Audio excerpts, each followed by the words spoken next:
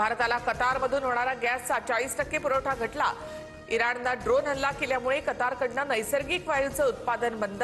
होर्मुझची सामुद्रधुनी बंद असल्याचा देखील मोठा फटका।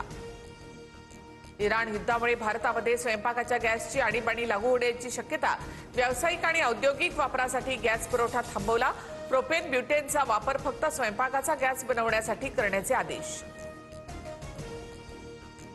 भारतीय कंपन्यांना होर्मुझ न वापरणाऱ्या मार्गांनी सुद्धा गॅस आणि तेलाचा पुरवठा उपलब्ध।